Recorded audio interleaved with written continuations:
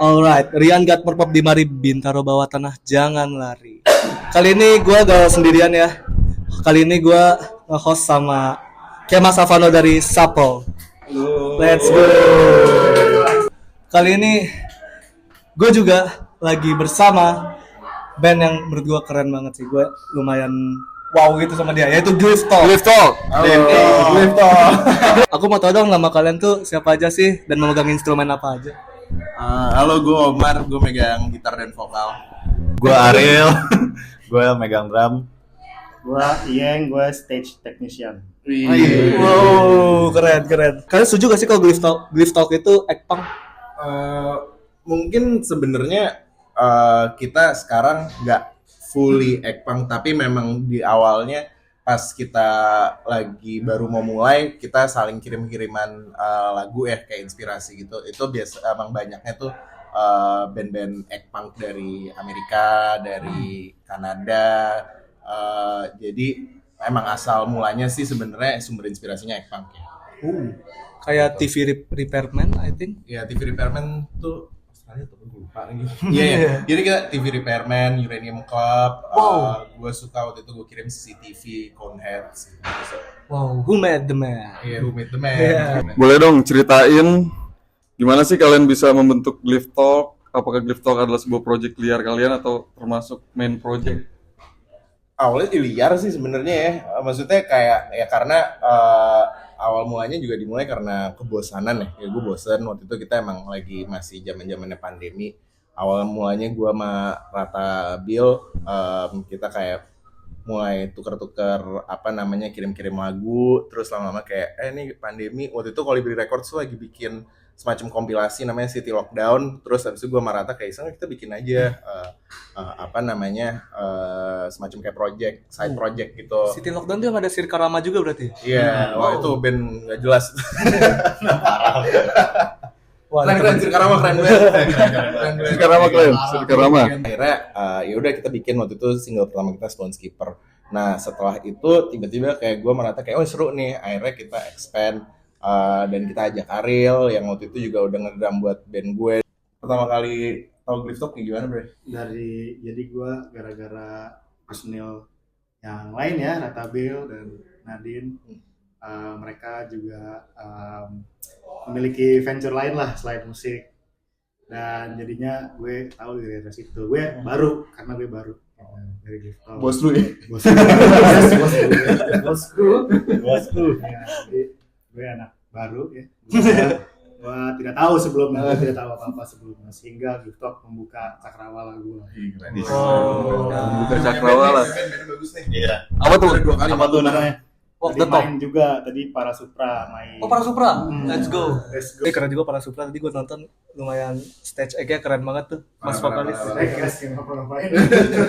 Kayak cerekan kayak Liam Gallagher gitu tadi. Yang galang. Kayak anak remaja yang pasif ngerokok, Glyph Talk tuh jarang terlihat eksistensinya ya dalam panggung memanggung. Namun art dan visualnya itu begitu eksentrik terlihat.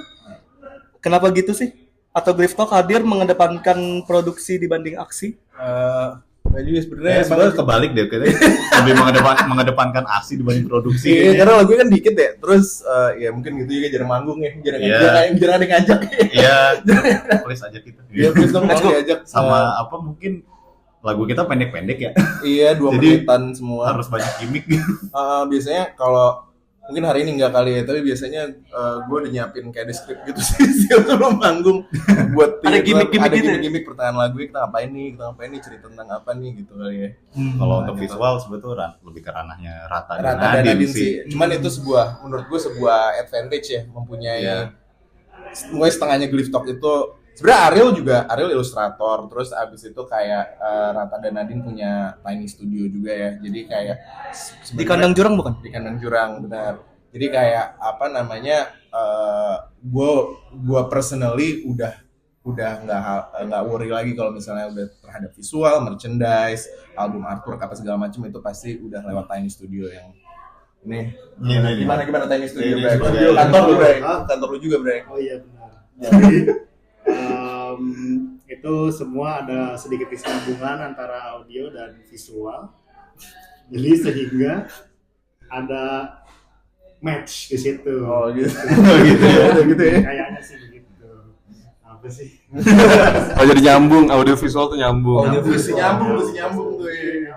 Kayak noise jadinya ya. Kalau kalian pernah lihat CD-nya juga, itu CD No Musik itu juga secara produksi juga ada special touch-nya juga gitu kan, ada cutting-nya di sleeve-nya. Oh iya benar tuh. Iya Aku kan? lihat tuh.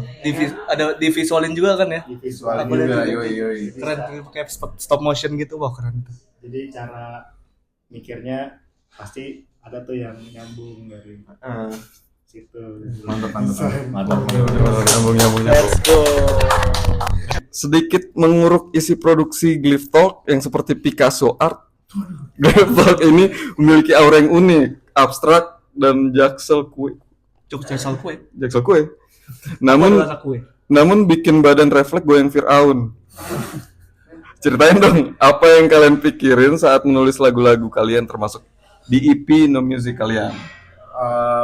Mungkin kalau dari produksi semuanya bedroom recording ya, kita semua karena waktu itu emang juga belum bisa keluar rumah, jadi bener-bener gue kirim-kiriman file aja nih, gue kirim gitar rata nambahin bass, nanti terus tambahin drum, tambahin vokal gitu segala macam. Kalau masalah lirik sih sampai sekarang gue tuh mencoba nyari, gue dan Rata tuh mencoba nyari situasi-situasi yang kayak lo kadang ngelihat ada di berita terus kayak apaan sih ini nggak jelas gitu kan, kayak misalnya nih ada lagu yang nanti akan ada di album kita.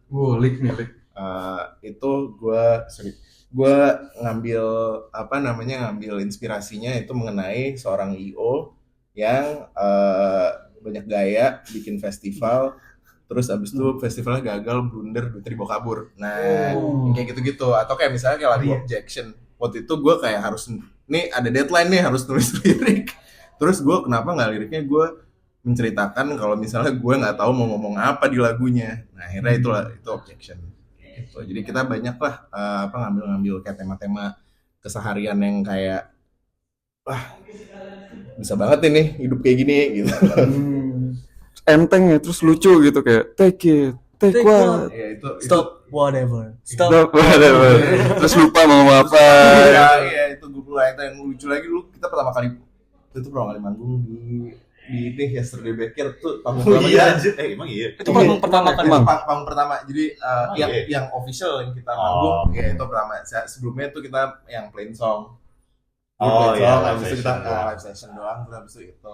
Tuh pas lagu Objection, gue bener-bener lupa liriknya beneran. Terus gue diem aja, gue kayak lupa lagi, gue diem aja. Lirik adalah doa berarti ya. Gue bilang kayak apa. Sebagai musisi yang budiman, boleh dong share tips and trick gimana caranya personil band itu bisa ngedapetin chemistry yang kental kayak garam dan madu. Kali aja bisa membantu buat teman-teman kita yang ngebangun chemistry band mereka ya kan. Coba dong. Ya kita sih temenan udah lama ya sebenarnya ya. Iya. Itu sih Intinya banyak nongkrong aja sih. banyak nongkrong sih. Kayaknya kalau latihan pun paling yang beneran latihan ya 2-3 jam deh max. Sisanya nongkrong kita bener-bener ngobrol aja, nggak usah nggak ngomongin musik pun juga gitu. Iya ngomonginnya udah aneh-aneh. Biasanya kalian ngomongin apa? Tuker-tukeran meme gitu. Relate. Wah, Rian banget. Sekarang banyak curhat kerjaan. Curhat kerjaan, kita udah tua ya, jadi maksudnya curhat rumah tangga juga udah kayak ya gimana ya, kita udah 10 tahun nih bermusik.